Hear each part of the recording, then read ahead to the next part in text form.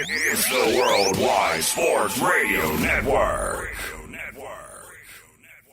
We are live on the Worldwide Sports Radio Network. Carl Coulage for the Sports Hit List by the fans and for the fans. Thank you for joining us this afternoon. Special shout out to the Worldwide Sports Radio Network. We just had a show debut before us. They're going from 2 to 4. So we'll be pulling up a couple minutes after just to give them the opportunity to log off. Special shout out and thank you to Errol Barks, CEO of the Worldwide Sports Radio Network, for giving us the platform to have here for us to share our sports thoughts. Today is a crazy day. It's something we can't ignore. The election's going on right now, still going on. But we figured today we'd try to entertain you, get your mind off of it. If you're too involved and indulged and you want to steer away from what's going on and you want to come pull up and join us for some sports topics, we are here to entertain. The segment that's coming after, we're doing a special tribute to Philly sports, top 5 Philly athletes. And then the main event, I got the shirt. I'm ready to go. Rock, Austin. For anyone who was a pro wrestling fan in the late 90s and was hyped behind the Attitude Era, these two staples were definitely engineered and pioneered a time where wrestling was good for my childhood. So I figured let's have the debate. Special shout out to Manny who posted it in the group. With that said, let me introduce my panel. Rockland County's favorite son, Mr. Ricardo Etienne, out of the state of Florida. Sir, how you doing? Yeah, I mean, listen. Florida in there. I know you could have left that Florida thing out. You could have honestly. I just said you're what is it? New York native, Florida resident. Usually, when you want Listen, it's bad enough. He's just Florida. It's bad enough today. You could have left the Florida part out, but you also could have left the Rockland part out. Unfortunately, a lot of red going on in my hometowns, man. Declan, how you doing, sir? What's going on, man? Doing pretty good, Carl, as always. Thanks for having me. We have Mr. Box Office out of. Am I allowed to say where you from or no? We don't care about that, man. Put him on blast. No, I'm from Pennsylvania. I'm from New York. I just live here, all right? Pennsylvania, we got you on the clock, brother. Pennsylvania, we got you on the clock. I'm just sitting here waiting for the season finale of America to be over with. I knew it was going to end on a cliff. No cliff. Here we are. So, Mr. Nickname himself, he's fitting the narrative. He's calling himself the greatest American comeback. What inspired that nickname for today, sir? Hey, I just want to first say that this isn't a flag hanging up on my wall like a Mahomes jersey or a black Falco takeaway or LeBron t-shirt. It's none of those things. This is just a virtual background, baby. But when I went to sleep at 2 a.m. and then I woke up this morning, I was inspired by the name for obvious reasons as we see what's going on in the world today. So that's where the name came from.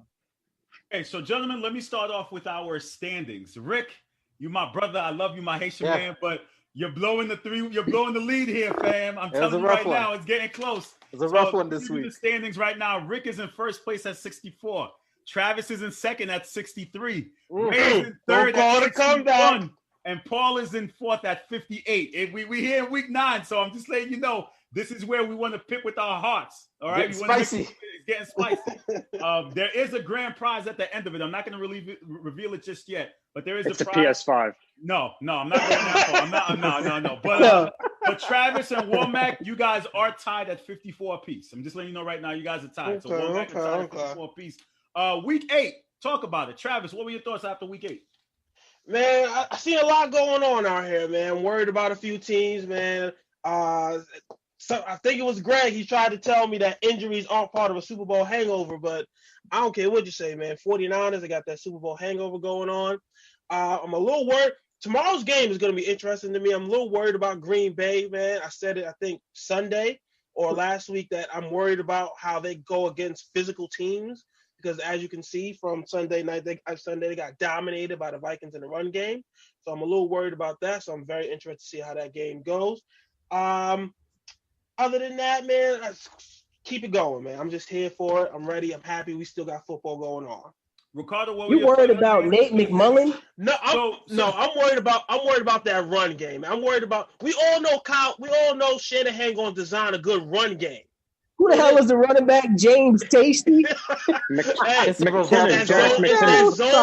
It's that zone run scheme. They make Hall of Famers out of any running back. You know that. Come on, now. Hey, they didn't against Seattle. Listen, Rick, man. you owe us because when Tua came out the tunnel, you were up and dancing. So you got to do a dance for us right now on spot because they won. I don't know, man. I don't know what to do. Wait. Time out. They You know, didn't exactly win because of Tua now. Come But on they now. won the game. Hey. They didn't lose because of Tua. We're going to talk. I'm Almost. bring that up. I'm going to say that. You know, So, Rick, how excited were you just to see him play his first game? What were your thoughts watching that game and even the outcome? I mean, it was great to see, man. Again, this is what the fan base has been looking forward to. So he got out there, man.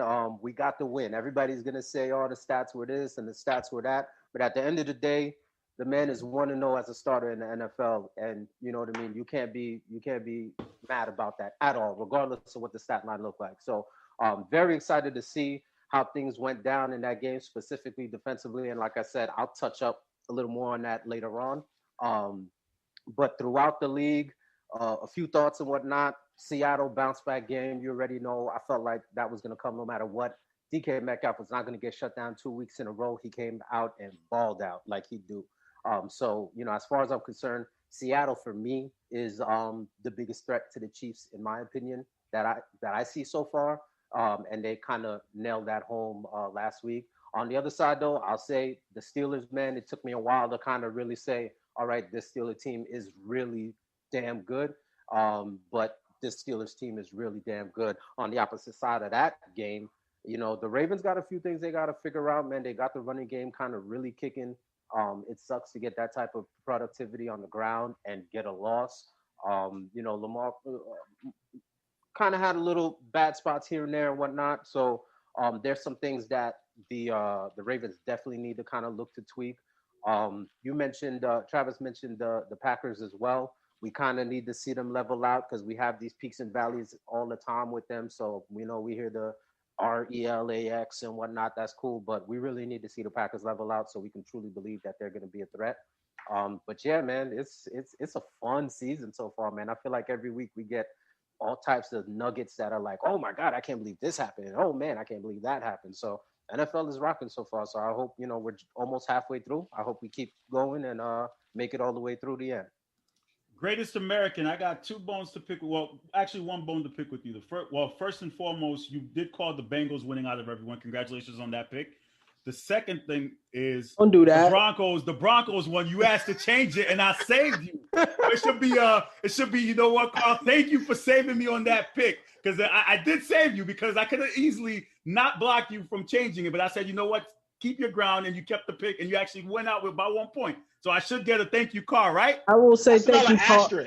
I will say, Carl, thank you for not suing for a recount of my poll last week. So I'll give you a thanks for that. The Broncos though, and the Broncos winning that game by 1 point, close game.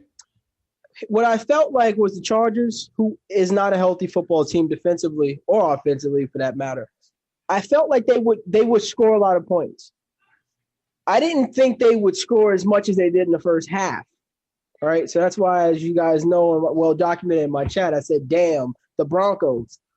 But like I expected, the Chargers defense would fold. Those 2 highly talented quarterbacks got torched in the second half. And then Drew Lock, who's probably one of the worst quarterbacks in the sport, looked like a superstar in the second half. And, you know, I kind of felt like the Broncos defense would settle down, and they did that. So, that's why I went with the Broncos. Lucky pick, don't get me wrong. I'm no expert. That wasn't one of my finest moments. But shout out to the Broncos, man. Hold on, we got breaking news here. I mean, shout out to Manny. Manny about to become our Adam Schefter. Wait. What is he reporting? Matthew Stafford's on the COVID list. Ooh. Thank you, Manny. Thank you for that update, Manny. Declan, I've never seen someone so active about the Giants in the Monday Night Football game than you. And I wasn't commenting, but from between my phone blowing up to the group chat, you were all over it on Monday night. Talk about it, man. What's up? Hey, man, it was fun to see some competitive football for 59 and a half minutes. I mean, as a Giants fan, that's what you wanted to see. I ripped the Giants on my live. Well, competitive football. You don't know you want, Paul, but you're also the same guy that said that ball to Golden Tate wasn't a dime, and it was an absolute dime. But then again, I'll beat you to it. He threw it away with the Deion Lewis pass. That was a horrible pass, late pass. Say that Daniel one Jones more not time with for the audience, Declan. One more time. I said it. What do you want me to say it again? It was a bad pass. You said the refs blew the game. I told you hold it was a on. horrible throw. And it was a horrible. You can't call pass interference when the quarterback hits the defender in the back. Why'd they throw the flag, Paulie Walnuts? Why did they pick it up? Because they're idiots and they've been You ever seen inconsistent. how many They're times do they inconsistent. throw They've been flags and terrible all not year. pick them up? They've been terrible all year. How many times do they throw flags and not pick them up? 99% of the time. Exactly. They said, "Oh hell no, huddle up, baby." Huddle up. Hell no, everybody bring it in. Okay, first of all, you're arguing. They said, "Huddle up, Deck." Go ahead, Paul. So You're arguing with tape, first of all. Winfield Jr. clearly got there early, but whatever. It was a bad throw. They lost. I said it live in the chat. Yeah, that he got there early. All right. So hang on. He got there. I just want to throw something out there. Deck. Go ahead. Can we all agree that Daniel Jones, for every good play he makes, he follows up with 3 horrific plays in the National Football League? Would you agree with that? I would agree that he is probably one of the. So wait, hold on. That's question A. So I appreciate you agreeing with that. Wait, hang on, Dak. Your hair starting to perk up. Hold on, Dak. I just got the. Will you also agree that Daniel Jones is overrated? Come on now, bring it home, Dak. Who highly rates him? Overrated. Definitely. Who highly rates him? I just said he has. Okay. I just said he has potential, but he's not that good of a quarterback. Overrated by who? But okay, Listen, but young quarterbacks that turn the. Greatest American though, isn't it a little too early to? He's only in his first season officially starting by himself. For the interest of fairness, Did we just call him? No. Did we call him Because young quarterbacks that turn the ball over, they continue to turn the ball over. Yeah. How about Andrew Luck? So wait How about a Andrew Luck? minute. You guys are not giving him any chance to improve over the. You know the difference between him and Andrew Luck, to answer your question, Deck and Carl? Andrew Luck was a Heisman candidate at Stanford. Daniel Jones was the worst quarterback in the ACC. What about Andrew Luck turned the ball over a lot too, though. Like that never changed. He tended to turn the ball over, but he was good enough to make up for it. Daniel Jones. Andrew Luck won games, bro. Andrew Luck won football games. He didn't lose them. You see the difference? Andrew Luck We're went in to a the playoffs different in his first NFL. year. We're in a different Yes, NFL. obviously. You go way back to when Andrew Luck was a rookie or his first 2, 3, 4 seasons. That's a completely different NFL than Daniel Jones. He had a 40-year-old Reggie Wayne, bro. Andrew Luck's a great quarterback. He would have been a Hall of Famer if his career was killed by injury. Slow down. Guys, time out real quick. I don't want to make this political, but they're telling me Biden wins Michigan. He won Michigan, baby. So That's great. Finally. Okay, but go back to your point, Declan. Just to wrap up about Danny Dimes. Yeah. I'll make it quickly. I don't think he's the answer. I don't think he's that great of a quarterback. He's turnover prone. Fine. I've said it. I'll say it again. He's not overrated. Nobody highly rates him. But if we're going to talk, obviously Andrew Luck, great quarterback. He's literally my favorite quarterback of all time, but that's not the point. If you want to talk about recently, though, Baker Mayfield threw 21 interceptions. He was a Heisman candidate for you. He was also a first overall draft pick for that matter. He's a young quarterback. We'll see if the turnover bug continues to haunt him, continues to bite him. We'll see. I don't think Daniel Jones is the answer, though, to answer your question. Daniel Jones is the reason the New York Football Giants will not be good for the next decade. Remember, I said it here first. When this show goes platinum and we're on Channel 7, Carl, you will remember that on Election Day, the day after Election Day, I told you with a flag in the background that the Giants will not be good for a decade because of Daniel Jones. Remember where you heard it first. Because he's the reason they won't draft Trevor Lawrence. That's the problem. Carl, before you move on, let me ask a quick question. Since he mentioned that he doesn't think Daniel Jones is a guy, I'm pretty sure we all are of the same agreement. We said that on draft day. And we're all in agreement that Sam Darnold is not the guy neither. Are we all convinced that both teams are now going to possibly be looking at trying to get a quarterback in this upcoming draft and go ahead? I don't think the Giants will. Not the Giants. I don't think so either. I think as long as Gettleman is still there, Daniel Jones has hope. I mean, it's bigger than that, Trav.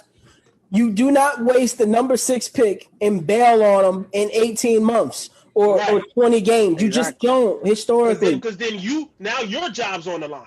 Yeah. So As with, Dave He's Gettleman. So going to with get that fired. being He's going to said- get fired regardless. so with that being said, how do you win the Powerball if you don't play the ticket? How? You can't. So they don't even get a Okay. shot at Trevor Lawrence. Okay, guys, moving on. So normally we go through game balls for the week, but since we're at the midway point of the season, our producer, Mr. Box Office, it was imperative that we talk about some contenders and pretenders. So, therefore, if you had to pick one contender and one pretender out of the batch of games that you've seen so far, who would you say? Box Office, since it was your idea, let me toss it to you first.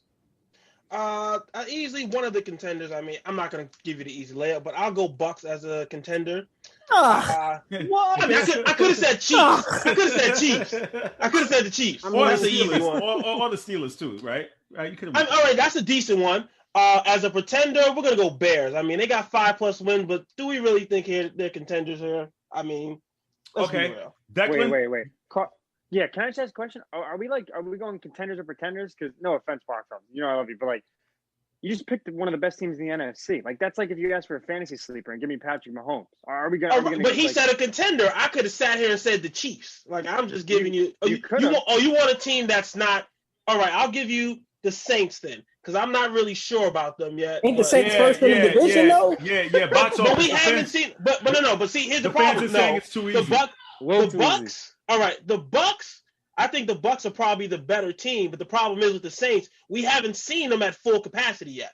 You ain't Thomas seen the has Bucks either. Eh, You ain't. Okay, so okay, Declan, and your Antonio pretenders- Brown. Okay, I'll give you that. So all right, Declan. I'll go with the Bucks then. Still, Declan, your contenders and pretenders. I'll give you two pretenders actually. I'll give you the Browns as a pretender. Did anyone hear that? Yeah, that's my wife yelling about the election. She's a big, into politics, and she's going crazy. I'm sorry about that. So if you hear someone yelling in the background, it's my wife. Again, you can compare her love for politics to my love for sports. So basically, she's lit. She's lit right now. So if you hear her yelling, just excuse her. Just let her go crazy. Go ahead. I'm sorry. I'm gonna guess there was some more sued erroneous ballots. Yeah. You get them, Deborah. Anyway, I'm gonna have to say this. My pretenders here. I've been telling you the Browns for weeks now. I told you that when they had Odell, when they didn't have Odell. The man in the creamsicle shirt next to the American flag was calling for the Browns against the Steelers, calling for the Browns all year. Not gonna get into that. Anyway, the Pick Browns. the Browns one time. One time. That's great. I'm going to go with the Browns as my pretender here, but I'll also give you the Rams. I think that they've played some weak NFC East teams. I think that their offense is not going to have what it takes down the stretch. I don't love them at all, so they're my pretenders. And I'll see you in January, Paul. Listen. Oh, wait. Before you start, I'm sorry, Travis. Is there a beef going on between y'all two? Because anytime Declan speaks, Paul has a rebuttal. It's like the man can't. You know what it is? You know what it is, Commish? Let me tell you what it Paul is. was his biggest advocate coming in. Right. Let me tell you what it is. I know. I'm this kid's biggest fan. Not even his coach. I'm his biggest fan.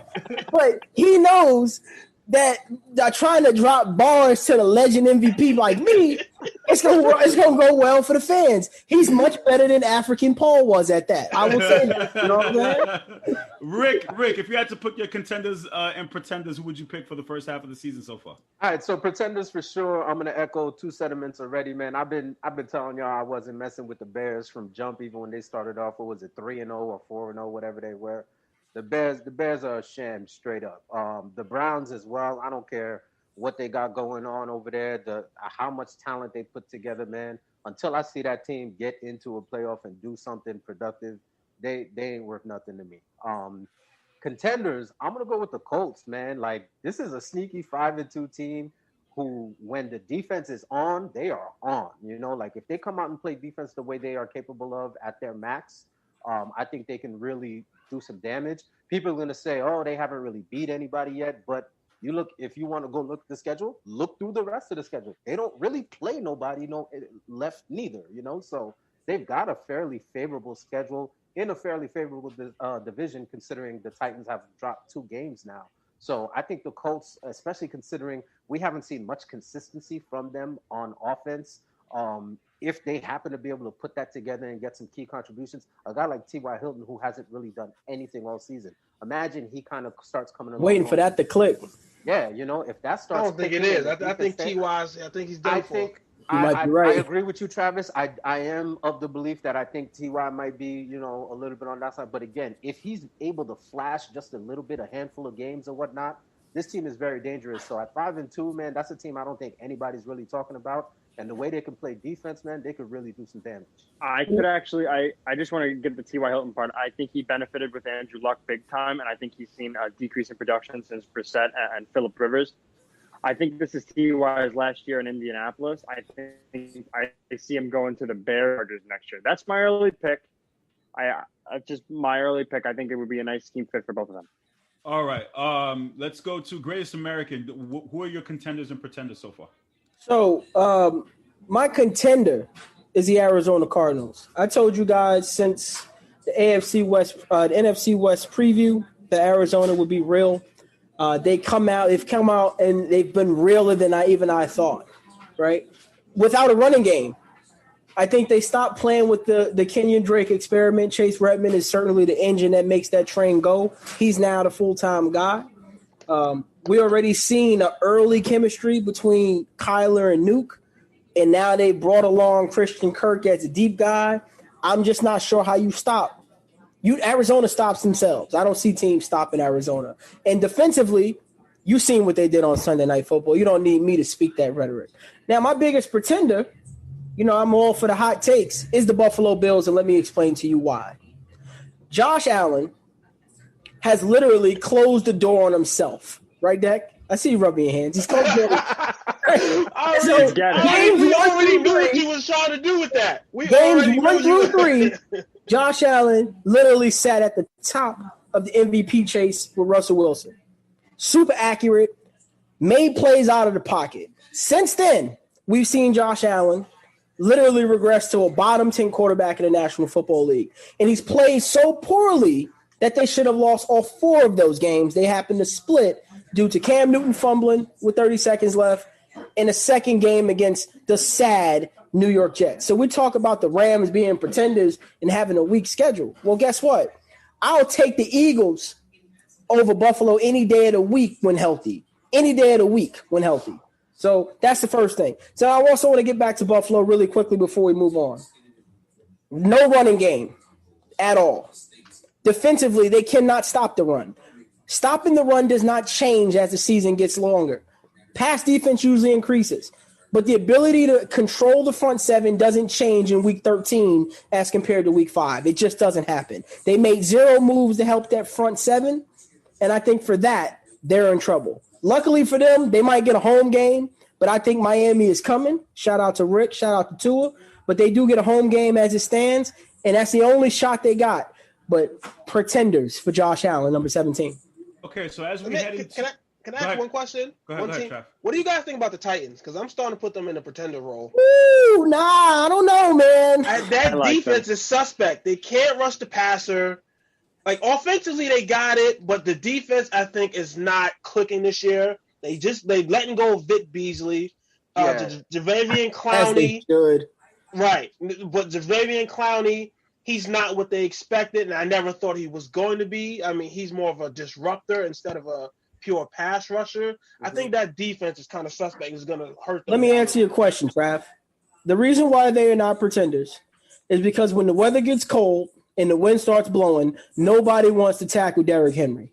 So the fact that he's gotten to a hot start this year is even more troublesome for that such weak division, which they will have, a cream cake down the road against. I think they dominate Indianapolis. They run through Tennessee. I don't even know who's the quarterback in Jacksonville. So for that, you got 5 wins right there.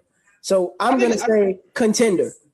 I think it's going to be an interesting battle between them and the Colts. I think, again, tough loss I think that. Oh, go ahead, Rick. Tough loss this past week, but then your other losses to the Steelers. So, you know what I mean? Definitely not time to call them. And you've seen how they came back. Yet. Exactly. And they still, I feel like they should have won that Steelers game. The Steelers was reeling, baby. Should have won that, So that offense, the way they're able to get productivity is going to be able to carry them. That's one of the things I've been saying early on in the season. Every week I've been coming on here and bigging them up through their early run is that the more games you can amount, the more victories you can amount early on, especially with Ryan Tannehill playing the way he was, that's going to benefit them down the stretch. So if you have a couple of games where you drop down the stretch, hey, you were able to stockpile these wins ahead of time in a division that is definitely winnable, I don't think it's time to be thinking they're pretenders yet. They're going to be just fine. Manny has a question. He says, what defense do you guys can improve defensively with adding Stephon Gilmore? Well, no one, because it didn't It happen. doesn't matter. Trade deadline's over. It doesn't matter at this point. But to answer unless his you get question, the team that would have benefited the absolute most would have been the Kansas City Chiefs, because their only question mark to me is the ability to stop a number one wide receiver. And Stephon Gilmore easily would have opened things up for the Honey Badger to not have to play receivers and actually roam the field at read like where he's most dominant. Okay, so guys, we're heading into week 9 now. Again, as I said in my opening statement, this race is close for the pick'ems. There will be a cash prize. Baby. We got to get serious. So Ray is already going with the Packers versus the 49ers. Rick? Yeah, I'm On the gonna clock, echo man. that. I'm gonna echo that, man. That's an easy one for me. I haven't been high on the Niners, injury or not, so I'm gonna roll with the Packers. Box office. Packers, man. Like I said, I want to see them go up against a physical offense and see what happens. Okay. Declan? Yeah, I have to go with the Packers on this one. All right. Great American, are you making it a clean sweep? I am this week, man. Can we talk about how disappointing it was that they didn't get Will Fuller? Yo, The it's Packers not- and the it's I think Golden crazy to Tate. hear the trade. Or I think they dropped the ball on that because Nobody wants Golden Tate. All right. But I Will Fuller is unacceptable that the Packers did not pull the trigger on Will Fuller. Like, Yeah, listen, I was I don't shocked care to what even they hear that. asking for. You got nobody's about to play running back for you tomorrow. You can't throw the ball to Devontae Adams 50 times a game. Well, Go you get seen what Will Minnesota Fuller. did, right? After the first drive. Adams, he got those 3 scores, but 2 of them was fluke. They didn't Right. change the game, right? So Adams was out of the equation for 3/4 of the football game. Yeah. And if any team that's smart, there's no way in hell I'm playing man-to-man coverage with no help against Devontae Adams. So these other guys, St. Brown and they were dropping passes left and right. I don't know why you wouldn't pull the trigger on a guy that could take the top off the defense. I also thought they were in play. I thought they were also in play for T.Y. Hilton, but that didn't happen. They dropped the ball in the draft by drafting the quarterback. The running back you drafted, he got COVID. Here was your opportunity, man. Spin the pick. Go get him. All right, Get guys, Aaron thank you. Rodgers the weapon. Thank you so much for Oh tuning wait, in. hold on, Carl. Before What's you, I know you said you're gonna skip game balls, but I purposely did not bloviate about my guys because I thought Okay. we were gonna get the game Okay, ball. I thought I could get away with it, but you can't, called me out. Listen, today more than ever, we got to be able to shine some type of positive light on Florida. Okay, so you can I'm get a gonna game. take my- Everyone gets one game ball. That's fair. Okay, go So ahead. listen. Go ahead, Rick. I'm gonna give you. Look, I'm gonna cheat though, because obviously I'm gonna give my offensive game ball to Tua for this reason. People are gonna say his stats were not that great. He didn't do have an anything. game. 92 yards. Say that, but here's the thing: this kid hasn't played a competitive football game in almost 2 years.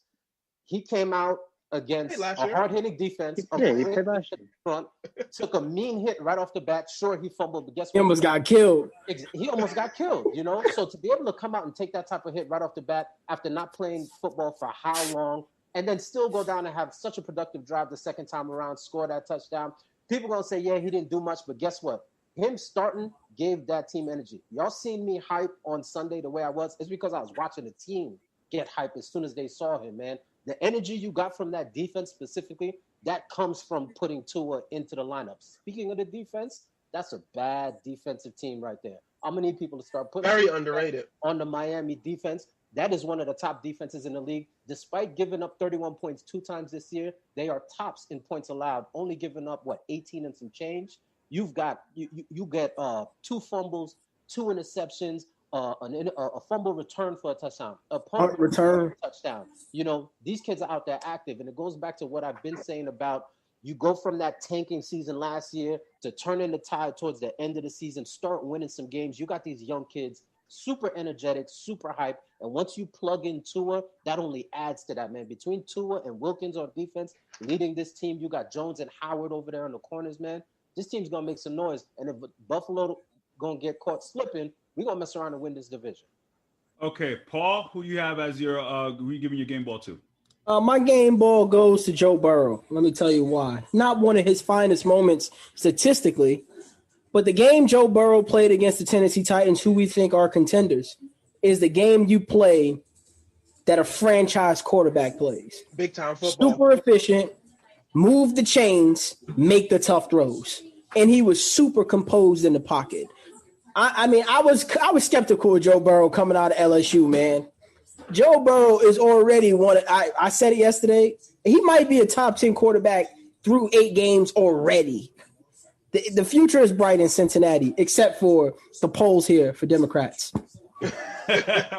Travis, real quick, who you giving your game ball to? I'm going to go to Dalvin Cook, man. He put the team on his back, 163 yards rushing, 63 they yards paid him.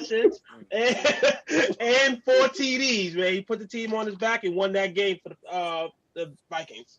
All right, Declan? Declan, who you got for your game ball? Can you hear me? You better not say Daniel Jones. Why would I say Daniel Jones?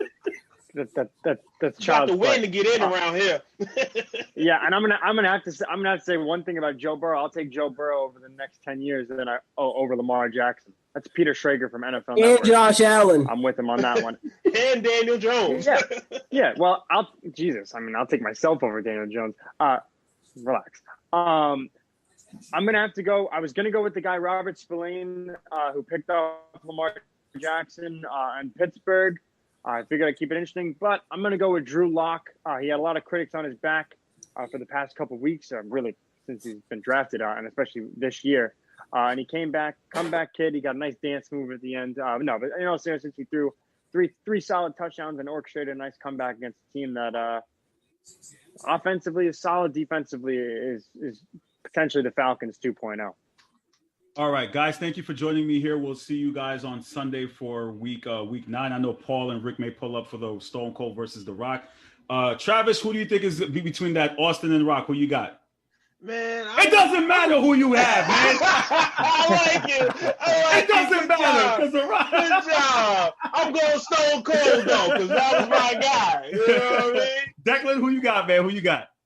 I got The Rock. Hey, I can give you my pick right now. I'm going with The Rock, the greatest actor on television. Listen, if you want to come back and make an argument, just pull up. It's an open segment. Any of you guys can dial back in, give us your 2 cents. I'm leaving the floor open to any contributors. Just come back and drop it in. Thank you, guys. And I'll see you guys on Sunday for week 9. And as I said before, make sure you think about your picks. All right, make sure you think about it because it's coming down real close. Time to make we're making the playoff run. I need like a 14-0 or something crazy. All right. You're watching the Sports Hit List by the fans and for the fans. Let me bring in my next contributors as we pay tribute to the city of brotherly love with some Philadelphia sports and rating our top 5 athletes in Philly history. We have Jay Lex. Jay Lex, how you doing, sir? Fans for the fans. Yes, I heard that, Deck. I heard that. We need Nevada. I'm hearing Nevada's the only state left in this election. And we have Andrew Vanish. Thank you for pulling up, man. How you doing? I need Xanax, dude. I'm stressed. All right, guys. So last week we paid a tribute to our fans in New York, and we rated their top 5 athletes. So I figured let's continue the train and let's continue paying homage and tribute to cities. So we are here with Philadelphia, and I wanted to get your opinion about who would you rank in any professional sports, your top 5 Philly athletes all time. I know there have been a lot of nominees. When I dropped the poster, there are a couple of guys whose names come up and people would be upset if their name is not on this list. But I figured I'd live it up to you guys. Andrew, let me start with you. I'm giving you 5 athletes in Philly history all time. Who you got? Well, I got to appreciate the Philadelphia sports culture going to school there for my 2 first years of college, and I got an understanding of what the city is all about. I'm going to round them off. I'm going to say number 5, I'm going to put Allen Iverson. Didn't accomplish his goal and bring a championship to Philly, but was able to carry that Sixers team back in the 2000-2001 season against Kobe and Shaq's Lakers. Everybody I know from Philly grew up wanting to be Allen Iverson. His basketball playing ability was probably unmatched. I said, and I actually did my City Series episode for Philadelphia. I said Allen Iverson was strong enough to carry an entire basketball team. Number 4, I'll say Mike Schmidt.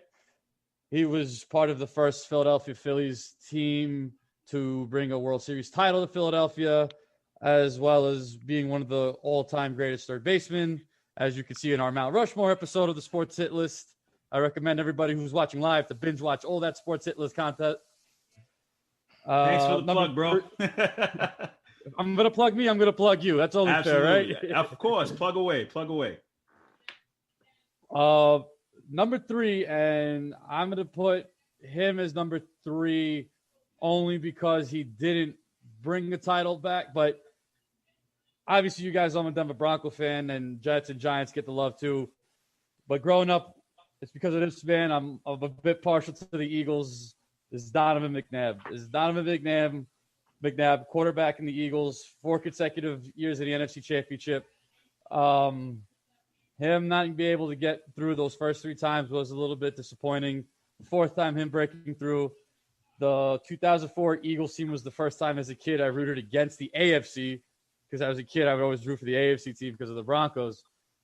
And he managed to bring them back to the NFC Championship a 5th time. It's unfortunate he never broke through, but I always thought he was one of the best Philly athletes. I know a few Eagle fans are going to be going crazy hearing that because they'll disagree. He was booed at a Flyers game when he came on to wish the Philadelphia faithful a Merry Christmas. Number 2, I'm going to say Dr. J, because prior to Michael Jordan, everybody wanted to be Dr. J. His basketball legacy through the late 70s into the early 80s was one of those that was unmatched. He's a Philadelphia icon in a city full of beautiful, beautiful artwork and murals. He has one of the most beautiful dedications to Dr. J is this giant mural of him in a nice, crisp suit. I believe it's in the northeast part of Philadelphia. Definitely recommend taking that mural tour if you're ever in Philadelphia. And number 1, because the Eagles are so sacrilegious. The city thrives on green. They bleed green. The number 1 Philadelphia athlete of all time is the man who got the job done and called "Do you want Philly, Philly?" Has to be Nick Foles, who stepped in for number 1. Stepped in for the future. Number 1, because the Eagles, out of living in Philly, the Eagles dominate anything. I got more slack wearing Bronco gear in Philly because it's Eagle Town than I did any New York team that I like. Nick Foles stepping in as a backup QB, getting traded twice, tied for most touchdowns starting the game all time, by the way, in his first stint with Philly. He managed to find his way back, stepped in for Carson Wentz, who arguably had his best season. It's not easy to take over a team. A lot of teams lose their morale when they lose their quarterback. He stepped in. They had that underdog mentality, went up against Tom Brady in a Super Bowl. We saw what happened the year prior to that with Matt Ryan. They were in the same situation. The Patriots came back. Nick Foles had that drive. They got the job done. Nick Foles can go anywhere he wants in Philadelphia. He's the number 1 athlete in Philadelphia all time. Listen. The congregation is flooding the news feed and telling you you're absolutely ridiculous for that take. I see them right now. So we got Allen Iverson, Mike Smith, Donovan McNabb, Dr. J, and Nick Foles. Let him talk, Carl. That's his pick. Before we get into the debate, Jay, who makes your list all time? Top 5. Let's see. My top 5. I'm gonna go number 5. I'm gonna go Dr. J. He did a lot of his. The only reason I put him number 5 is because he did a lot of his damage in the ABA. So yes, I know he played for Philly in the NBA, but a lot of his damage was done pre the ABA-NBA merger. Number 4, a man who repeatedly gets disrespected by the city of Philadelphia. 1, Donovan McNabb. 2-to-1 touchdown to interception ratio. Took them to a Super Bowl. I forget which Super Bowl it was exactly, but was a great player for that franchise. And that city never gave him the love that he deserved. And they should be ashamed of themselves. Shameful on you, Philadelphia. Number 3, you got to go Joe Frazier. We know former world heavyweight champion, passed in 2011, had arguably the greatest boxing trilogy in the history of the sport with Muhammad Ali. He's my number 3. Number 2, the only athlete I think in the history of Philadelphia that I know of who's never been booed, and I could be wrong. I'm not from Philadelphia, but you got to go Allen Iverson. Over 24,000 points, 5,000 assists. Took that 76ers team to the finals against Shaq and the Lakers and actually won a game, which was a miracle. And number 1 has to be he did a lot of his damage with the Lakers, but I got to go Wilt Chamberlain. He was just, 35,000 points, 50 points in a season. He just happened to run into, Bill Russell and the Celtics. So that's my top 5 right there. Okay. An honorable mention to Eric Lindros. He was a really good player. I didn't watch much hockey, but I knew about him. He gets honorable mention. Okay, so Dr. J, Donovan McNabb, Joe Frazier, AI, and Wilt. Does Jimmy Rollins get any love? Chase Utley, some of those guys, possibly or no? In Philly, that 2008 Phillies team, which I to this day still despise, was probably one of the best baseball lineups you could ever want in a World Series team. Jimmy Rollins, Chase Utley, Ryan Howard, Raul Ibanez, Pedro Feliz, the Flying Hawaiian, Shane Victorino. You got World Series MVP Cole Hamels. You had Brad Lidge. You had a clutch pinch hitter in Pat Burrell. There's more names I can name off the top of my head, but I just can't right now. That team just always knew how to find a way to win, no matter how many runs they were down, no matter how many runs they were up. They deserve an honorable mention. Brian Dawkins deserves an honorable mention. He was a big leader for that that Eagles team in the early 2000s. And I'm joking when I say this, but we're not going to say Rocky Balboa. Listen, what's crazy about that? That was up for debate. A lot of people said, could you actually put in a fictional character? No, you cannot. Listen, he has a statue. Does he have a statue in the city? I walked up the steps. I get it. I don't understand how Philadelphia is in love with this fake character, but no, you can't. I love Rocky movies, but come on, man. You sure about that? He shouldn't even get honorable mention, but I get it. That he's one of those. He's kind of the anomaly, but no, those punches weren't real. It was like a legend. A Russian. Come on, man. Listen, I think Bleacher Report made a report saying, I guess Rocky Balboa qualifies with the top of Philadelphia sports icons of all time. I don't know if that's valid or not, but icons, yes, icons a little bit different. But we're talking about actual athletes. Actually, Fight Club Lang and Rocky 3. You can't put them in the same. No, but he gets. They play a lot of Rocky music in Philly games. What's that? I said Rocky does have an influence on the 4 major sports and that sports culture in Philly. No, okay. Sylvester Stallone could walk to Philly now. It's a legend. Yeah, still show him love, man. Anybody else, Crack, you would say is an honorable mention? I know Charles Barkley wasn't really loved in Philly, but could he have potentially made the list? I mean, he did play most of his prime in. You'd say peak of his career was in Philly. All those years in Philly in the 80s. I guess you can mention him honorably, maybe top 15.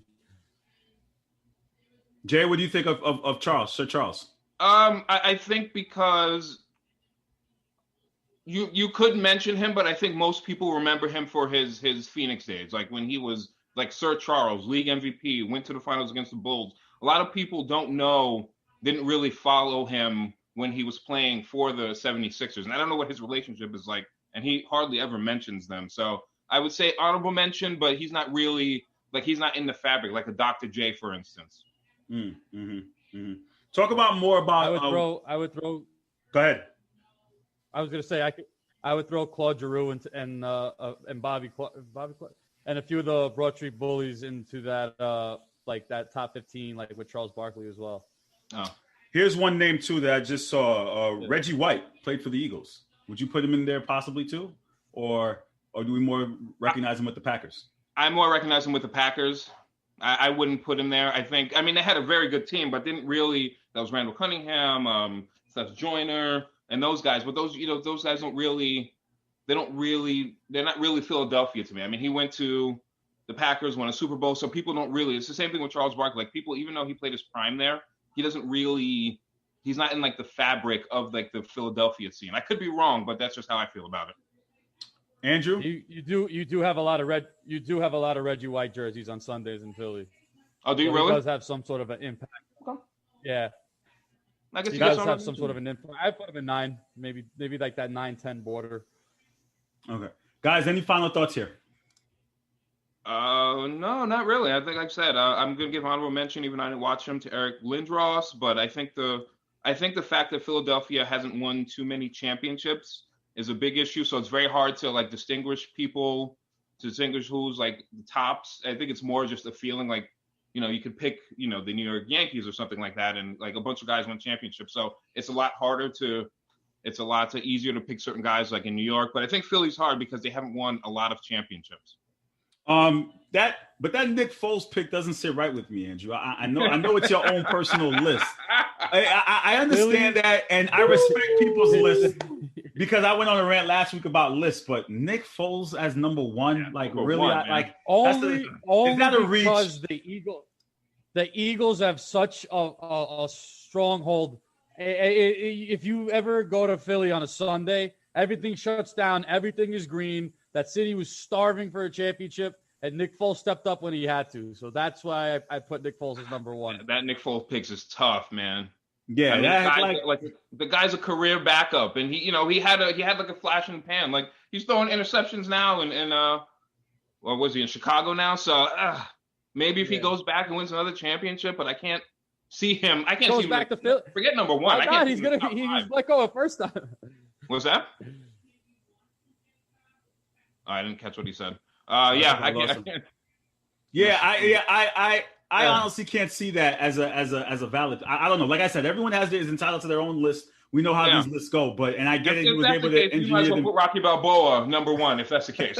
Well, people are making a case for Rocky. I mean, listen, Rocky. I guess it goes to show the level of love for Philadelphia athletes. How much do they really have if you're gonna go there and try to put Rocky Balboa on there? No, he can still walk the streets today, man. He can still walk the streets today and get a drink if he wanted to, man. It's crazy. It's nuts.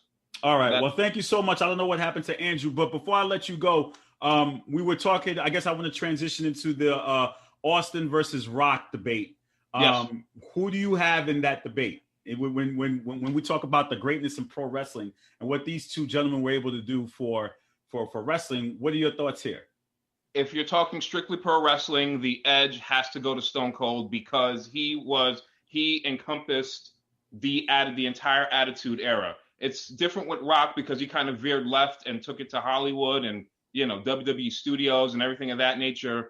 But when you're talking pure pro wrestling, I mean, I was watching like this afternoon the beer truck thing. The beer truck when I forget. Oh yeah. The beer truck. WrestleMania 15. The beer truck incident is one of the top 10 moments in the history of entertainment. Like not just wrestling, but entertainment. Period. So we can't make a case. But again, aside from I understand The Rock left for movies. I get that part, but. Mm-hmm. Just the catchphrases and they named the show after him. Again, I understand what you're saying, but it's very hard for me to say, like, again, they named the show after him. His promos were legendary. Oh, like his move, like he made one of the worst wrestling moves look great. The People's Elbow is probably one of the worst wrestling moves ever. But you love to see it. What did you just say? Listen, hold on, Mike. I'm going to get to you. But again, I'm saying the People's Elbow itself was probably one of the worst wrestling moves ever. Yeah, I know. But The Rock made it look so great. You could never even argue that. I'm not arguing that. I'm not arguing that he wasn't great. I'm simply saying, would there be a Rock without a Stone Cold? And furthermore, would there be a Hollywood Hulk Hogan, the biggest pivot in the history of professional wrestling? Would there be a Hollywood Hulk Hogan pivot if it wasn't for Stone Cold doing what he did, essentially ushering in that era of Attitude? Okay. Andrew, what are your thoughts here? Wait, what'd you say about the Rock's the People's Elbow? I said the People's. It doesn't matter what you think of the People's Elbow. Now you're catching me with that. I caught him before. Now you're catching me. Okay, fair. That's fine. But Andrew, what do you think though? I have to agree. I think as far as pro wrestling, it's Stone Cold because The Rock was more on the entertainment aspect, and then he was so good at it that he was able to transition into movies. Not a lot of wrestlers could say that. Whereas Stone Cold, going to like the last time I went to a show was Raw 25, and the crowd was like somewhat into it, but we knew Stone Cold was going to be there. And once we heard that glass shatter, it was like Game 7 of the Stanley Cup, like the game-winning goal. Like that place just erupted. Stone Cold had such an impact. The rivalry with Vince McMahon, the anti-hero role in wrestling, it can't be replicated. And the craziest part about that was Stone Cold didn't say a word when he came out for that 25th anniversary. Not one word came out of his mouth. He just looked at Vince McMahon. He stunned Shane. He stunned Vince. What? He drank beer and he left. And it was like the best part of the entire night. What? Okay, so Mike, What? so Mike, let me get your opinion here real quick. What do you think? I think it is the second greatest rivalry of all time. They are. But you had to pick one, Austin or The Rock. Who are you going? Well, the box office attraction, in my opinion, is The Rock. Okay? When you think about it, Vince chose Stone Cold to be the next guy, right? After Hogan. But The Rock was right there. The Rock was like, no, I'm not going to do that. I'm going to go up, up, up. Notice how when he first came in, he was booed. And they were like, die, Rocky, die, Rocky, die. He turned himself heel, became a face, and then became the biggest box office attraction in the history of all WWE. Forget about John Cena, forget about Hogan. He did it, and he did it on his own. I mean, all right. I have another person coming in on the open panel. If you guys can care to stay, if you want to, you can leave if you'd like. We have somebody else to have an opinion. JJ from the Backstage Brawl, my brother, join the debate. Rock or Austin? Who you going? Rock or Austin? It pains me to say, but I'm gonna have to go Austin. Oh man. Why Austin? Come on, we're not showing Rock love to the Rock. So here's the thing, though. Like the Rock, I feel like having this Rock Austin debate is tough because it's kind of crazy to think The Rock as a professional wrestler full time. He retired when he was 30. You know what I mean? Like here's a guy who like off rip. You know, he came into the business my age. I'm 24 currently. Came into the business 24 for 6 years. Ran Rubshod, retired. WrestleMania or SummerSlam, 2002. He left for Hollywood. He had the whole. He came back for Backlash. He came back for Backlash, but that was around the time he was full. He was part time. You know what I mean? Like that. Right. That was my favorite Rock, by the way. Hollywood Rock. That was my favorite Rock. But like when you think about Stone Cold Steve Austin, and you think about The Rock, there is no Rock without Stone Cold Steve Austin. There is a Steve Austin without The Rock. You think of his rivalries with Vince McMahon. You think of his rivalry with Brian Pillman. That could have been even better. Unfortunately, him passing away back in '97. You think back, to his days in WCW when he first came in as Stunning Steve. He was big time. But when you want to bring it into the WWE, you could think about the litany of things that happened and transpired that ushered in the Attitude Era. With The Rock, I love him. He holds a great place in my heart.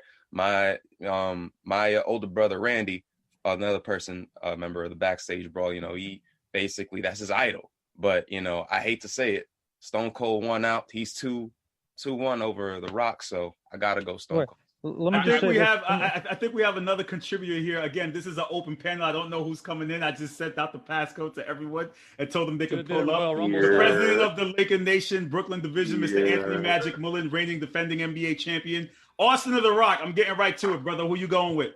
Big Stepper. That's 17 time. You already know. And I got to go right into it. The Rock. Got to choose The Rock. Why The Rock? One simple reason. He was the reason I was a young adolescent and I was able to say the word Poontang Kai. Like after that, you're with me forever. But that's what I'm saying. Listen, I understand. You know what? Anthony makes a great point, though. I understand Stone Cold, and I don't think you go either wrong. But The Rock's catchphrases, come on, man. Check you into the SmackDown hotel. Know your role. Shut your mouth. Listen. How can we debate that? Just bring it. Do you want the people strudel? Come on, guys. Listen, Carl. I'm giving him his flower. Look at my backdrop over here. SmackDown. He made that.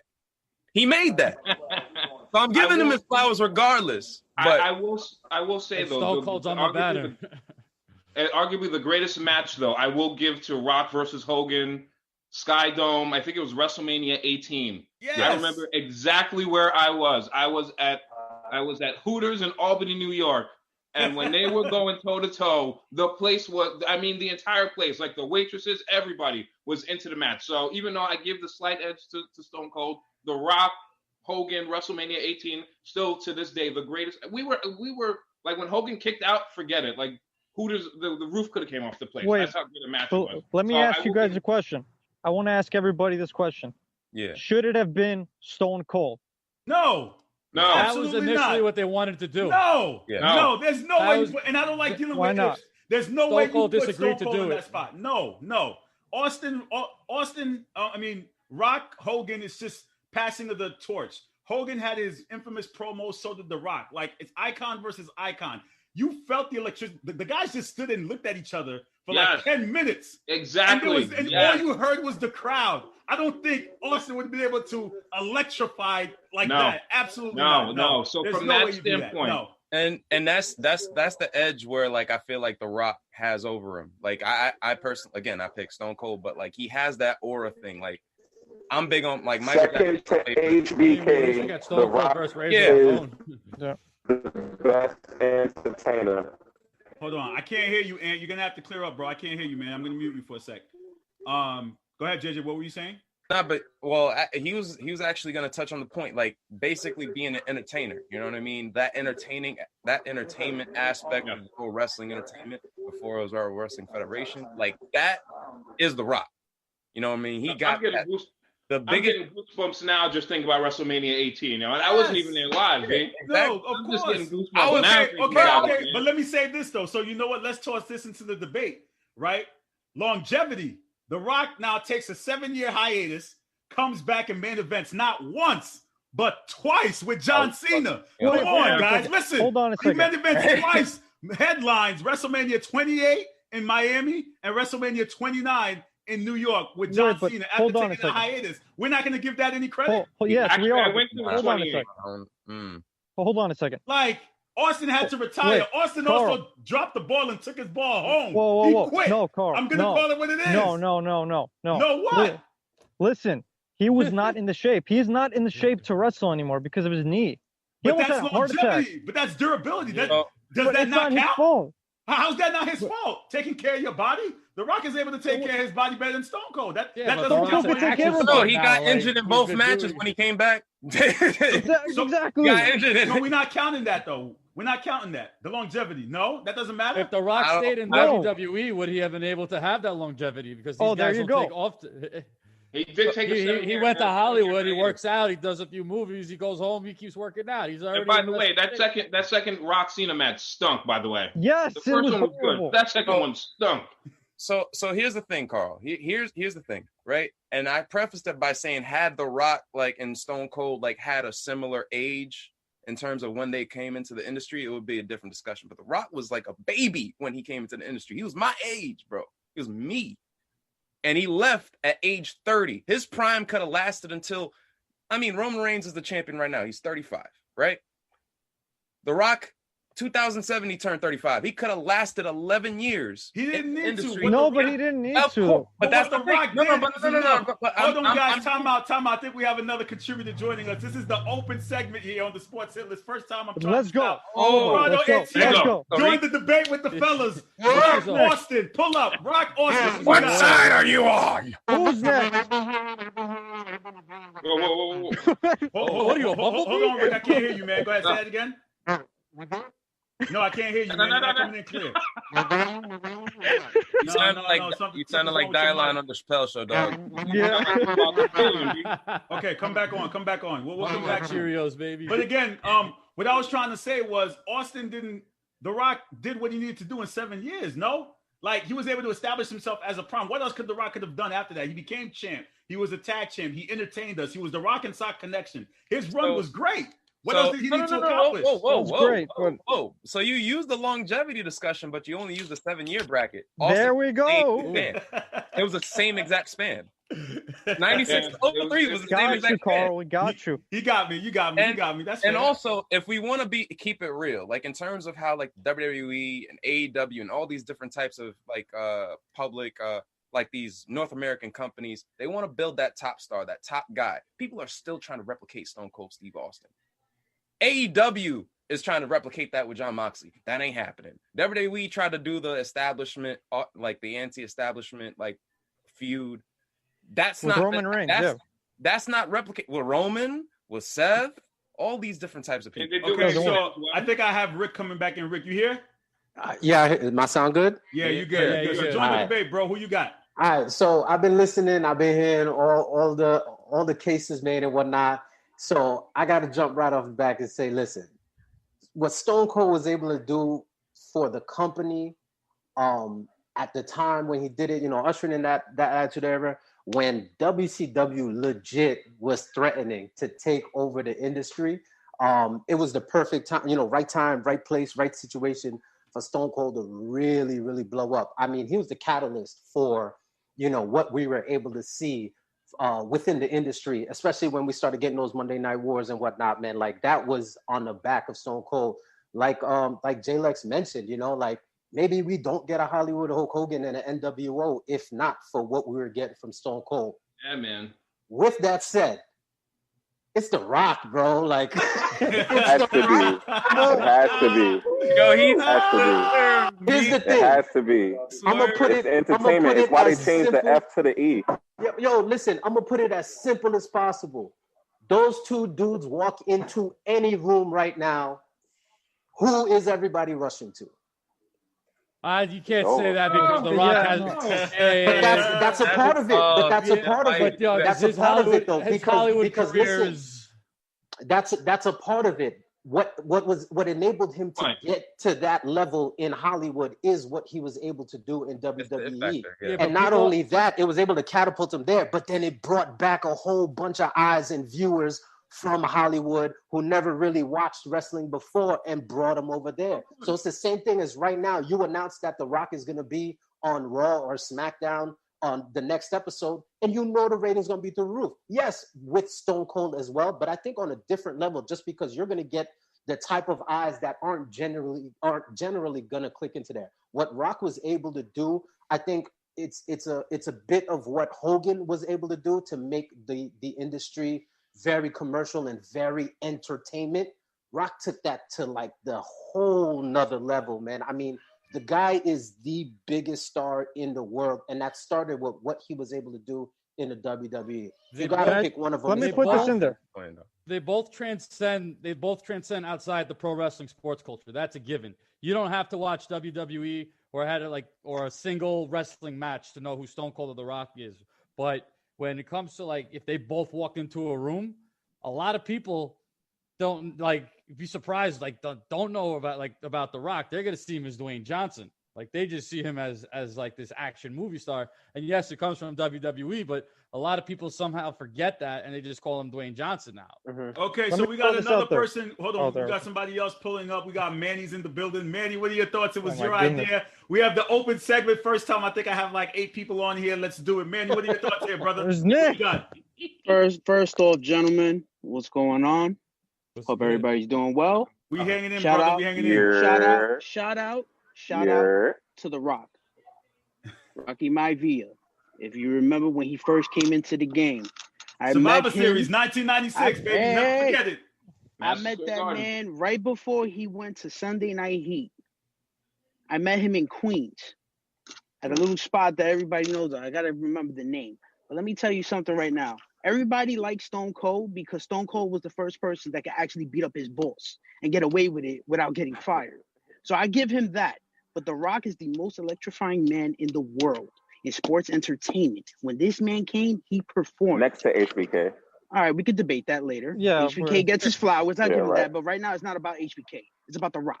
All right? So settle down before I give you the rock bottom. Anyway. My bad. I want no problem. The Rock is the GOAT, as well as Stone Cold. I give The Rock beating Stone Cold by a very small margin because I like both of them, but The Rock is the main guy, is my guy, regardless. So I'm going with The Rock regardless. Anthony, you can cast the rock bottom or these hands with your slander. See, you're biased because you're Hawaiian. Okay, everybody doesn't know you're Hawaiian, so you're biased. Okay, so let's try this. Promo for promo, Rock or Austin? Carl, let me throw this out there, though. Go ahead, Mike. I want to throw something out there. So WCW tried to replicate Stone Cold Steve Austin with Goldberg. But Eric Bischoff could not replicate The Rock with anybody else in WCW.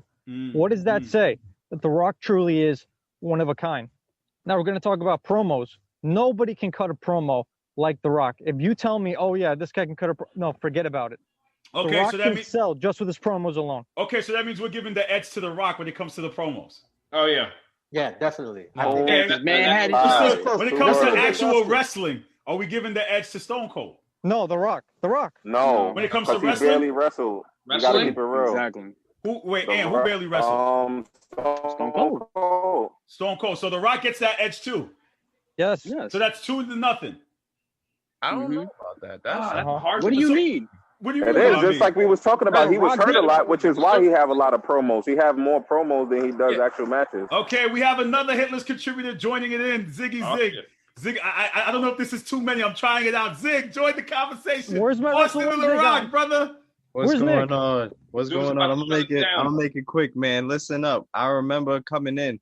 Well, let me just start y'all off with this. When I was growing up, I ain't have no cable, man. I ain't had no cable. So that means if I don't have no cable, I'm only watching one channel.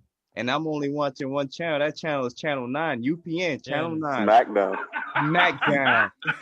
SmackDown, y'all. SmackDown, y'all. Listen up, man. It's The Rock, man. It's The Rock. Look, The Rock was for the people. It's The Rock. The people's It's The Rock. champion. Listen, okay, For so the we got culture. another Rock here. We got The Rock, I man. think we're turned because Jay Lex said Stone Cold, Andrew said Stone Cold, Gene said Stone Cold, I got Anthony The says Rock.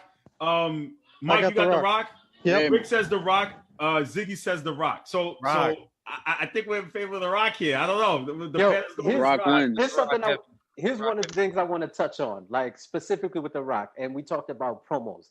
I think one of the things that was magical about The Rock is just the way he was able to just let it flow, no matter who was on the opposite side of him.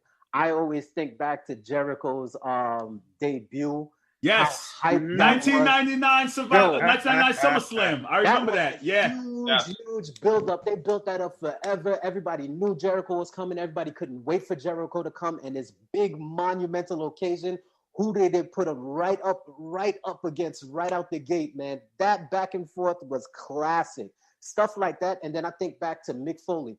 Mick Foley, I feel like benefited huge from The Rock. He was able to carry his career on for such an extended period of time by being able to pair up with The Rock, man. So I look at anybody you put next to him, he's able to kind of lift. Again, not saying Stone Cold can't do that, but the way Rock was able to just effortlessly make anybody else on point.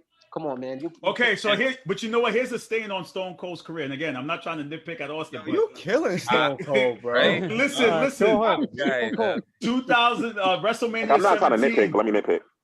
when he went heel. Did that not ruin Stone Cold's legacy a little bit? Wait, no. no. Let me speak to that. No, go ahead, Ziggy. I don't think it ruined his legacy because Stone Cold has done so much for the culture and so much for the WWF/WWE. You can't really say that. But I will say this, that for me personally, it took some points away in terms of who I like more, because even when The Rock was heel, you still kind of liked him. When he was sitting there singing about, and Sacramento can kiss the people's ass, or whatever the hell he said, that was hilarious. You know what I'm saying? Even as a villain, when he was doing his thing with the hurricane. I'll give The Rock that. The Rock had more experience playing both the good guy and the bad guy, so he was able to carry Stone Cold, I can't say that. Stone Cold was always really a villain. He was just a villain that everybody loved. It was like a vigilante. He was a vigilante. Yeah, I like that. Anti-hero. Yeah, he was anti-hero. Jay Lex, you had a quick point. Go ahead, man. Yeah, I'm gonna say, even though I still, picked Stone Cold, I will say the Billy Gunn promo, which that hurt. we were going to.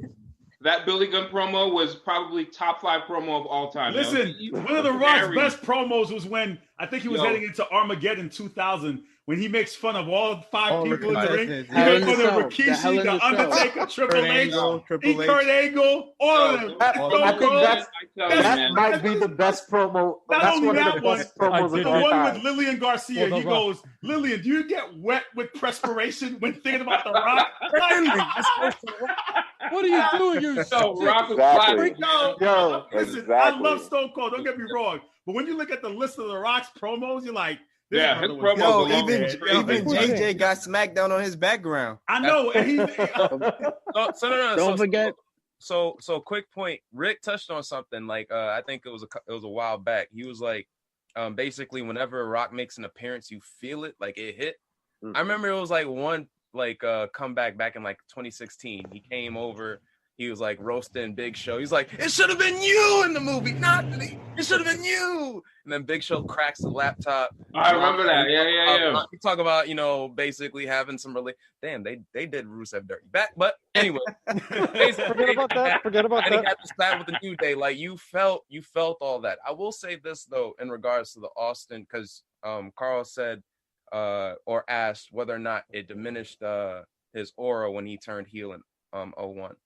I don't necessarily think it's wholly true. The only reason why I say that is because it catered to like the amount of promos that we saw from like the funny, the what version of Stone Cold Steve Austin. It led to like General Manager Austin in 03, which I feel is personally underrated. I went back to watch like the draft from 02 on, and those episodes, while yes, it was during the Reign of Terror, like my dude was like doing some funny ass promos and the beer drinking and all that type of stuff. And the what? Huh? Carl, let me say that was overrated. I wasn't really into wrestling around that time, but it's very overrated. Yeah, man, it's me. Before I go, I just wanted to say, The Rock came out with SmackDown.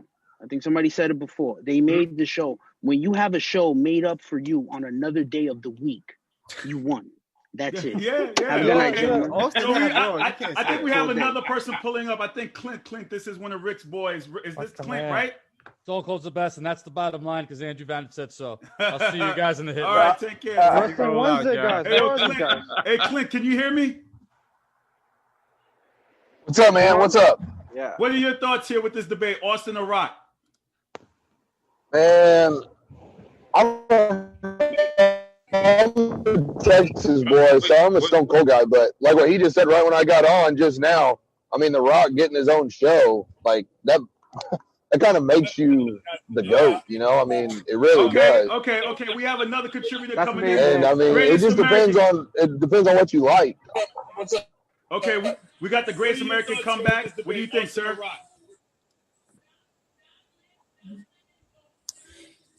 Hey, listen, I'm going to jump in for a few seconds. I've been listening, you know what I'm saying? I'm going with The Rock, and I'm going to tell you why. The Rock is the single greatest entertainer that the WWE, the WWF, or whatever technical term you guys want to come up with, I was glued to the screen because of the guy with the black trunks and the bull on his ass. And that's why I'm going with The Rock. When it was time for the people's elbow blow and he hit them ropes and he came on with adrenaline and torque, I'm telling you, it is the greatest thing. President. You were looking real festive today, man. Hey, baby, you know, I got to give y'all a different look. You know what I'm saying? You know. Oh man. We mentioned in the energy. That's another thing. I mean, like I've been fortunate enough to be in the building at a whole lot of WWE events. We go to them all the time. Me and Jay Lex been to a couple of WrestleManias together. Like again, I've seen both of those guys live, and of everybody I've ever seen live, every wrestler, no matter what, when that first "if you" hits on the music, you don't even hear anything else. Once you hear "if you," or when it switched up to "do you," or "if you smell," "do you smell," whatever that intro was, the first two words hit, you don't hear nothing else. The place is I want to make another point. Wait, Carl. Go ahead, Mike. What's up? Actually, The Rock put over people, unlike somebody else. Stone Cold did not put over people. So I think that's another factor that we should do. So another point for The Rock right there, putting over people. And I'm gonna throw one other thing out there. I will never forget. So I was very fortunate. I've only been to one live WWE or F. I can't remember what it was back then. It was like in the year 2000. I was very fortunate to see a Rock fight and a Stone Cold fight in the same night. Wow. And I was all the way up in the nosebleeds. And when The Rock said, "Do you smell what The Rock is cooking, bro?" And he did that the little eyebrow joint. It's a forever top 5 moment in all of sports for me. So I got to go with The Rock. Yeah, for sure. Absolutely. Again, I'm not trying to take anything away from Stone Cold because we know what Stone Cold was able to do. Someone in the comments saying Stone Cold had more iconic moments. He had some good ones. He had the Zamboni. He had the cement truck. He had made Vince McMahon pee on himself. He saved That's Stephanie classic. from getting married to the Undertaker. He had a lot of He had some moments. I forgot about that. Yeah, He had some moments. He had the some joint great with the moments, car you in know the what I'm saying? parking He had lot. the moment. Listen, one of his best moments was he was the reason WWE won the Monday Night Wars because of his moment with Mike Tyson. He shoved Mike Tyson, giving him the middle finger in the ring, fighting Mike Tyson. You know, he had some great. I'm not going to sit here and deny it, but Can I tell you guys why I took points away from The Rock? I mean, from Stone Cold. Go ahead. Go ahead. I couldn't support Stone Cold drinking beer in front of kids in the ring, B. I couldn't support that. Come on. Chugging 40-ounce Bud Lights. I couldn't support it. I'm sorry. I couldn't support it. Black beer. What? It was cool. The beer was cool, though. We had Sable. Wait. Yeah, go ahead. Go ahead. One big notch I'll put on Stone Cold, and Carl just kind of touched up it right there. I feel like we've seen consistently the absolute best Vince McMahon we've ever seen in WWE history was when he was on the other side of Stone Cold. So I'll give Stone Cold that a lot of credit with that because we got some great Vince McMahon when it came to putting him in storylines. Right. And then you also have the whole Austin what thing, like the whole what chant kept going on and on. I thought that was cool. JJ, go ahead. Even before that, and which is why, I heard the whole in-ring perspective. I don't know if I could take Rock over Austin. And it was because when he first came in, 96, 97 Austin, that feud with Bret Hart, go back. Watch that. Damn. Yeah. That's a good one. I'm telling you, Survivor Series 96, WrestleMania 13, watch it. I guarantee. That's a great feud. Yeah, that was the birth. And you know what? Stone Cold really started when he won the '96 King of the Ring. King of the Ring. Oh, yeah. That's exactly what I was about to say. That's exactly Yeah, for Stone sure. Cold was a brawler, though. Stone Cold was a brawler. No, I didn't see any wrestling moves. No, but Right, it definitely. turned into that over time because beforehand he had the knee issues and of course he had the neck injury with the Owen Hart at SummerSlam '97. And that's what cut him short. Yeah. But guys, let's wrap it up here because we're short on time. Jay, Lex, final thoughts on the debate. Austin Rock. Obviously, I'm going to give the edge to Stone Cold, but Rock had his moments, man. It's hard to go when you have they're arguably the two greatest, but I'm going to give the slight edge in terms of wrestling as it pertains to it. So Stone Cold, in my opinion. All right, Rick, final thoughts. Again, man, both are top guys, iconic top guys. I know we got WWE Mount Rushmore coming, so that's going to be fun for sure. But I mean, again, for me, I'm giving the edge to The Rock just because globally, what he was able to become, to springboard out of the WWE and kind of do what he's been able to do, pop back in here and there. Also, another thing we haven't touched on too. Granted, it's not his lineage specifically, but I mean, the bloodline when it comes to The Rock and the fam, we see that running through WWE being super top guy-ish still. So it's kind of hard to go with that bloodline, man. Go against that bloodline. So I'm going with The Rock. All right, Clint, final thoughts? Man, I don't think you can have a Rock without Stone Cold or a Stone Cold without The Rock because their feud was so great. I'm going with Stone Cold just because of the wrestling. But I mean, bro, you can't have one without the other. And they're both up there. But I'm going with Stone Cold. And yes, sir. 2 words. Elgin Baylor. No, let me stop. He said he's gonna celebrate I just all need year. to see Carl face. Nobody say anything. Okay, I just need to see Carl face. Yeah, The Rock. That's what I got. The Rock. Yeah, you see that? No, let me stop. Go ahead. Paul, final thoughts, man. I just want to say I appreciate all you guys' passion for wrestling. I always used to tell Carl on the side that I was a big fan, of the passion and the drive behind wrestling. I haven't been nearly as committed to the sport the way I was when I was a kid. But The Rock has the greatest nickname in entertainment television, the People's Champ. So for that, how could you argue against the People's Champ, baby? We all fuck people. You know what I'm saying? Mike, final thoughts. The Rock. I mean, there's no question. Putting over people, the look, the promos, he's got it all. Nobody can replace The Rock. Rock 100%. All right, JJ, final thoughts. Love The Rock. Stone Cold saved the WWF. All right, guys. Yo, let me say one last thing, and I just thought about it right now. So we're going back and forth, Rock and Stone Cold, right? Here's one thing. Nobody sold the stunner like The Rock did. Yeah. Oh, yeah. Nobody sold the That stunner. is very true. Damn right. Yo, You're damn right. You know, yeah, for the gamers out there, every single time you saw it in a video game, that was a Rock stunner. That Stone No, Cold not in stunner. a video game. In life. SmackDown, where they would bounce off the ropes and Yeah. do all the other crazy. That's Rock. Yo, That's Yeah, Rock. yeah. Like a for fish sure. out of water. Fish out For of sure. water. Gentlemen, this was absolutely fun. Thank you for tuning in. This is the first time we tried the open panel. It was pretty dope. I appreciate you guys. Sunday NFL kickoff for week 9. Also, we have Point Guard Mount Rushmore is being taped tonight. So we have that one on deck. I know that's going to get a little bit spicy. We got Mike Miller's on that, Coach.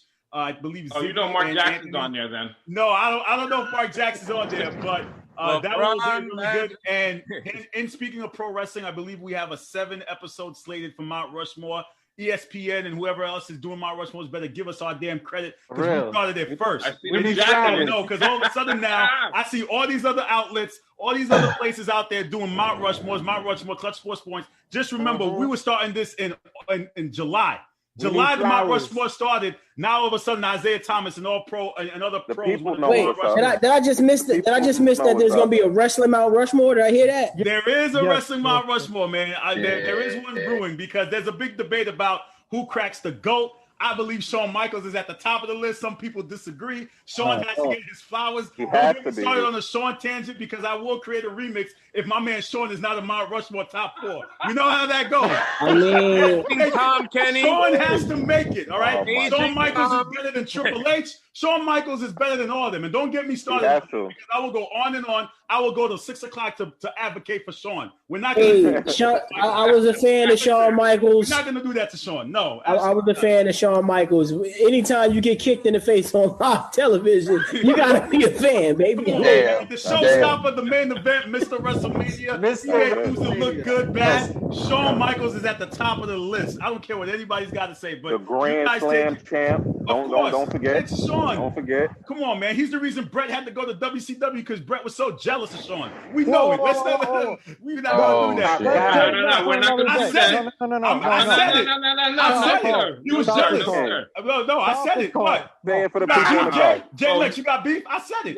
Yes, I got beef. Carl. I'll say it again. Brett was jealous of Shawn. Brett was jealous of Shawn. No, it was vice versa. It was vice versa. No, Brett was jealous of Shawn. No, Brett was jealous of Shawn. Anyway. Listen, you want to do this next week? We could do Brett versus Shawn next week. Let's do it. Let's do it. Oh, shit. We know Shawn was better than Brett. We know what it is already. Shawn was better than Brett. all day. It's Shawn all day. Shawn didn't need Jimmy the Anvil Neidhart as his mouthpiece. He didn't need that. You know what I'm saying? Right. It's true. He didn't need that. We know the vibes of Shawn. All his daddy's legacy to carry him. Yo, we need popcorn for this. No, it's true. He didn't need the Stu Dungeon Heart to carry his legacy. All right. Oh, that's not right. Oh, his daddy's legacy to carry him. It's the truth. Oh, come on. No. Yo, make that next week, B. Listen, next week, Jay Lex.